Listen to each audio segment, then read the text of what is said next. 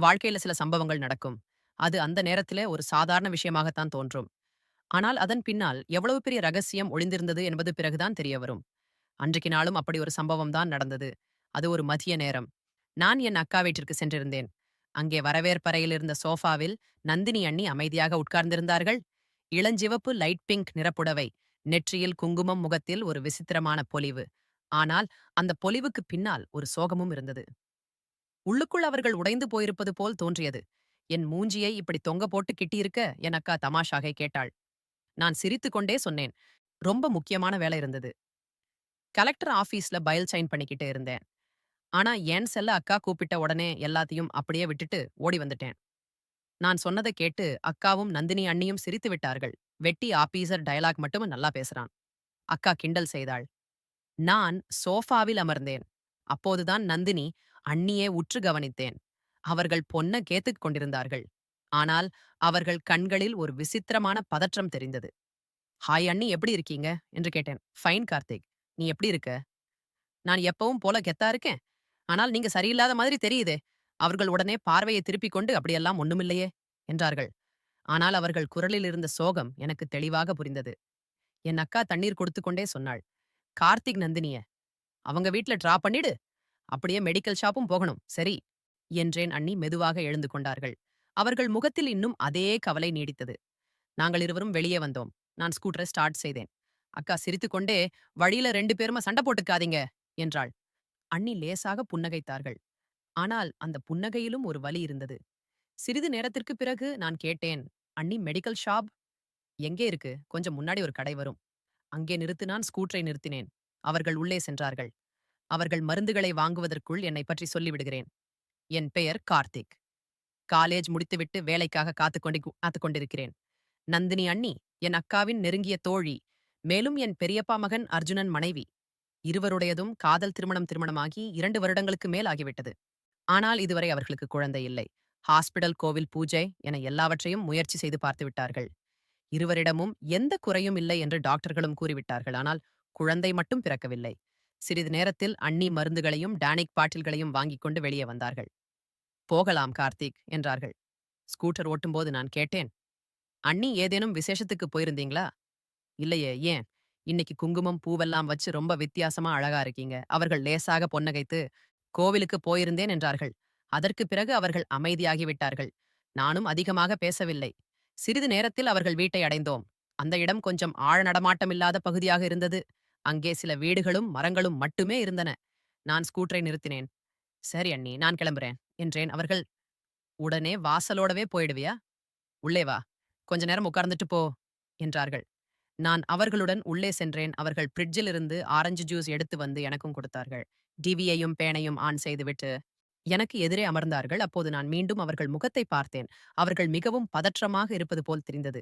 ஏதோ ஒரு பெரிய விஷயத்தை நெஞ்சிற்குள் பூட்டி வைத்திருப்பது போல. நான் மெதுவாக, "அண்ணி, என்னாச்சும்? ரொம்ப பதற்றமா இருக்கீங்க" என்றேன். அவர்கள் பெருமூச்சு விட்டபடி, "எனக்கு எப்படி சொல்வதுன்னே தெரியல" என்று மெதுவான குரலில் கூறினார்கள். அவர்கள் பெருமூச்சு விட்டபடி, "எனக்கு எப்படி சொல்றதுன்னே தெரியல" என்று மெதுவான குரலில் கூறினார்கள். தண்ணீரின் குளிர்ந்த துளிகள் முகத்தில் பட்டவுடன் நந்தினி அன்னை ஒரு பெருமூச்சு விட்டார்கள்.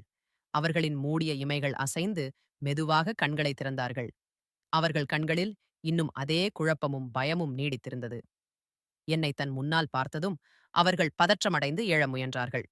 ஆனால் மின்சார அதிர்ச்சியால், கரண்ட் ஷாக், உடல் பலவீனமாக இருந்ததால் மீண்டும் படுக்கையை சாய்ந்து பிடித்துக்கொண்டு உட்கார்ந்தார்கள். "கார்த்திக், எனக்கு எனக்கு என்னாச்சு?" என்று தலையில் கை வைத்தபடி கேட்டார்கள். அவர்களுடைய குரலில் இன்னும் சோர்வு தெரிஞ்சது. "அண்ணி, உங்களுக்கு கரண்ட் அடிச்சிருச்சு. நான் கிளாஸ பக்கத்துல வச்சபடி சொன்னேன். நீங்க பேன் ஆன் பண்ண முயன்றப்போ அந்த ஸ்விட்ச் போர்ட்ல ஷார்ட் சர்க்யூட் ஆகியிருக்கு போல. நான் அந்த ஸ்விட்சை தொட்டப்பவும் எனக்கு ஒரு பலமான அதிர்ச்சி கொடுத்து, ஸ்யூட் நான் சொன்னதை கேட்டதும் அண்ணியின் முகம் சட்டென்று வெறுத்துப் போனது. அவர்கள் அதிர்ச்சியோடு அந்த ஸ்விட்ச் போர்டை பார்த்தார்கள். பின்னர் இரு கைகளாலும் தன் முகத்தை மூடிக்கொண்டார்கள். அவர்களின் தோள்கள் நடுங்கத் தொடங்கின. அறையின் அமைதியில் அவர்களின் விம்மல் சத்தம் எதிரொலித்தது. அவர்கள் அழுது கொண்டிருந்தார்கள். ஆனால் அந்த அழுகை கரண் அடித்த பயத்தினால் மட்டும் ஏற்பட்டது போல தெரியவில்லை. அவர்களுக்குள் ஏதோ ஒரு பெரிய பாரம் உடைந்தது போலிருந்தது. நான் பதற்றமடைந்து, "அண்ணி, நீங்க நல்லா இருக்கீங்களா? எங்கேனும் பலமாக அடிபட்டிருக்கா? நான் டாக்டர கூப்பிடவா, இல்ல அர்ஜுன் அண்ணனுக்கு ஃபோன் பண்ணவா?" என்று கேட்டேன். "வேண்டாம்." அண்ணி உடனே முகத்தை நிமிர்த்தி பார்த்தார்கள். அவர்களின் கண்கள் சிவந்திருந்தன. அதில் ஒரு விசித்திரமான கெஞ்சல் இருந்தது. அர்ஜுனுக்கு ஃபோன் பண்ணாதே ப்ளீஸ் கார்த்திக்யூட். நான் ஆச்சரியமடைந்தேன். அர்ஜுன் அண்ணன் அவர்களின் கணவர். இப்படி ஒரு சூழ்நிலையில் முதலில் அவருக்கு தான் தெரிந்திருக்க வேண்டும். ஆனால் அண்ணியின் எதிர்வினை முற்றிலும் மாறாக இருந்தது. ஏன் அண்ணி, இவ்வளவு பெரிய விஷயம் நடந்திருக்கு.